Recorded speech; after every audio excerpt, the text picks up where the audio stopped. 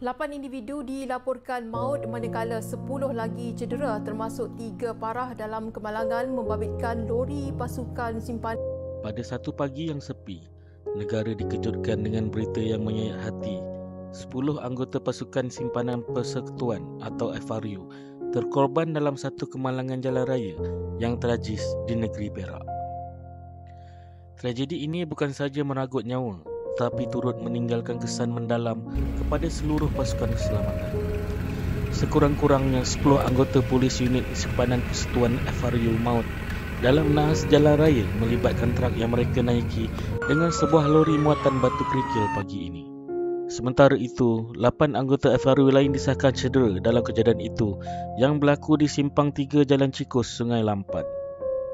Menurut Ketua Cawangan dan Pengurusan Operasi dan Balai Jabatan Bomba dan Penyelamat Malaysia, Perak, Sazlin Muhammad Hanafiah, 8 daripada mangsa meninggal dunia di lokasi kejadian, sementara 2 lagi di Hospital Teluk Intan. Pada masa yang sama, pemandu lori terbabit telah ditahan polis untuk siasatan lanjut. Identiti 9 anggota pasukan simpanan persekutuan yang meninggal dunia dalam kemalangan dengan lori muatan batu di Jalan Cikus, Sungai Lampan di sini pagi tadi sudah dikenal pasti. Menurut Ketua Polis Perak, Datuk Nur Hisham Nordin berkata, kemalangan sama turut mengakibatkan 9 lagi anggota FRU cedera dan kini sedang dirawat di Hospital Teluk Intan.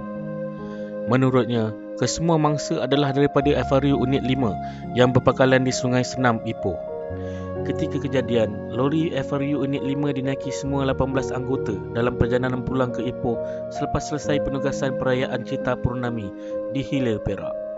Tiba di lokasi kejadian, lori FRU Unit 5 dirempuh daripada hadapan oleh lori yang membawa muatan batu yang dipercayai mengalami kegagalan fungsi steering. Berikut merupakan senarai anggota FRU Unit 5 yang meninggal dunia. 1. Sarjan S. Perumal, 44 tahun. 2. Sarjan Muhammad Roslan Abdul Rahim, 46 tahun. 3. Korporal Muhammad Fazli Jaudin, 41 tahun. 4. Korporal Nurid AK Pandak, 34 tahun. 5. Korporal Amiruddin Zabri, 38 tahun. 6. Korporal Muhammad Hilmi Muhammad Azlan, 38 tahun. 7. Korporal Muhammad Akmal Muhammad, 35 tahun. 8. Lance Korporal Damarul Aman Abdul Latif, 33 tahun. 9. Konstabel Ahmad Wafi Anwar, 28 tahun. Tragedi kemalangan yang meragut nyawa 10 anggota pasukan simpanan persekutuan ini bukan sekadar satu berita yang berlalu di dada akhbar. Ia adalah kisah sebenar tentang keberanian, pengorbanan dan takdir yang tidak terjangka.